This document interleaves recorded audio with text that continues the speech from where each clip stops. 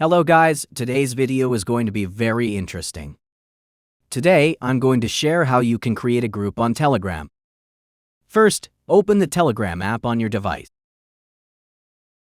Then, click on the pencil icon at the bottom right corner. Now, select the option New Group.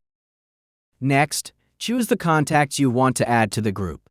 You can select multiple people.